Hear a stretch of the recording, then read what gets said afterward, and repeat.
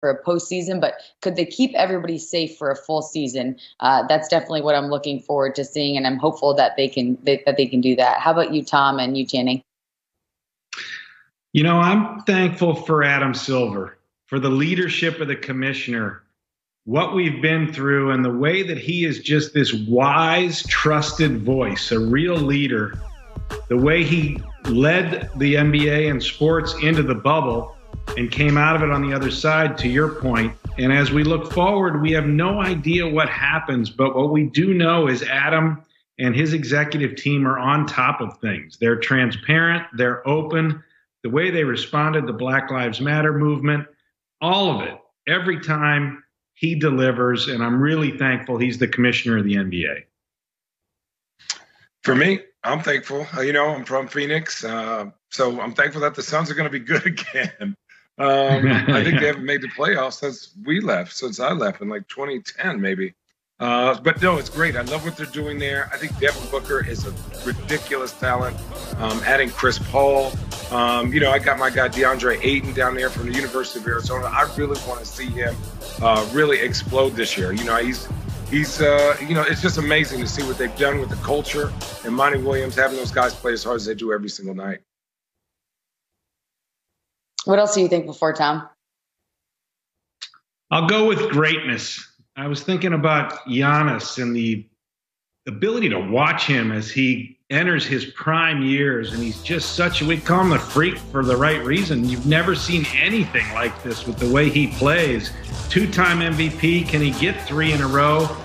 And then I'm also thankful for LeBron James. This is what we show up to see, and to have him in LA defending a championship. We know what they did to build around him. His impact, his imprint on the league is massive and magnificent. We take it for granted, and I'm not going to take it for granted this week. I'm thankful for LeBron James, Channing Frye's best buddy. You know what? Speaking of my best friends, I'm happy and thankful that Tristan Thompson is going to the Celtics. I think that's a great fit for them. I love what they're doing over there with Jaylen Brown and Jason Tatum and Marcus Smart. And, we've had our battles with them when we were playing, but I think Tristan is a great addition. He's a workhorse. And when it comes down to winning time, he's one of the guys I'd want on my team. So it's going to be interesting to see how he makes them better and how he gets better in that system. I'm from Cleveland. I watched you, Channing, and yep, Cleveland loses another good one. Hip, hip, hooray. But hey, lots to be thankful for this Thanksgiving, including all of you who are watching the NBA and watching us here on NBA TV.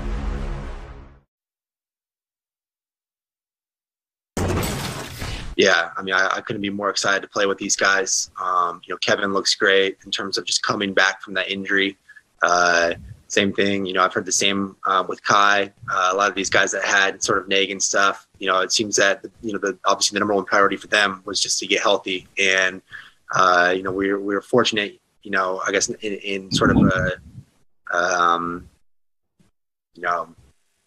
a sense where they were able to have a longer off season. Although we weren't able to have them in the bubble, it did allow them time to recover, get healthy, and then hopefully, translate to a great season this year. That has to be one happy guy. Joe Harris really developed as a Brooklyn Net, and he's being rewarded for it, agreeing to a 4-year, $75 million deal to return to the Nets. So we bring in our friend Brian Lewis, who covers the Nets for the New York Post. He's also a Nets writer. Brian, thank you so much for joining us. We're looking forward to your expertise. First question is, hey, signing Harris, the bottom line is it's a huge financial commitment. They're now well into the luxury tax, and they still have a few open spots on the roster. How big of a statement is this, and what does it say about the way he's developed within the program? Well, it's a statement on a bunch of levels. Joe Tsai, the owner of the team, the new-ish owner of the team, said, I will pay the luxury tax if needed to put together a contender, and he's pretty much putting his wallet where his mouth was. You'll probably be on the hook for, about $50 million worth of luxury tax. So there's a statement of intent there. And, for Joe Harris, this is the guy who basically, with all due respect, was picked off the scrap heap by this team and was getting paid about $900,000 when he arrived. So for him to get to the point where you're talking about a $75 million deal, that just shows the kind of work that he's put in and the kind of improvement that he's made in the 4 years since he's been here. So the team also added Landry Shamet and Bruce Brown. You know, how does this help just in general with the spacing for when Kevin Durant and Kyrie are healthy? Well, I mean, Landry definitely helps in terms of the spacing. I mean, he's one of the better young shooters in the NBA, and he moves well off the ball. In Brown's case, I think it's probably a lot more about what he provides defensively. I mean, when you have a team with KD and Kyrie, you expect them to score. Their issue, and this is something Steve Nash has been talking about ad nauseum since he got hired, is that they've got to make sure that they're tight on the defensive end. So that's where Brown comes in. I mean, Drew Holiday was the kind of player that they had looked at. Obviously, you couldn't get him because the cost was extortionate. But when you get a guy like Brown, that's where he's going to help more on that end. They still need more work to do. They still need probably another forward that can guard. But, yeah, that's where you're going to see Brown make most of his impact. When you're looking at the scale and the level of concern defensively, what would you say the panic level would be, knowing you do have KD and Kyrie on the other end? The panic level just on the defensive end or just for where the team is as a whole? On the defensive end, I'd say it's still reasonably high because, yes, you're right. You do have KD and Kyrie. My assumption, despite the fact that KD is a vastly improved defensive player, my assumption is, one, they're going to rest him games. Two, they're going to sit him a lot of minutes. And three, they will probably avoid trying to put him in bad situations defensively as much as they can.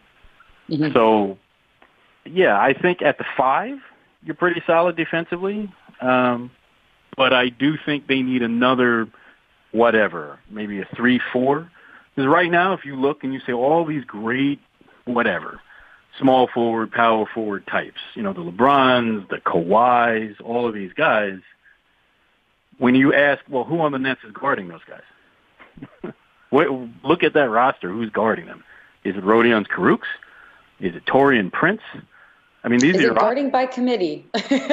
Well, yes, exactly. It is. Well, it is. You're right. Team defense is what they're going to need, but they're still probably a body short. And when I say a body, I mean a body that's somewhere between 6'7" and 6'9", and somewhere between 230 and 250. I mean, that's what they need. They need another one of that type of player.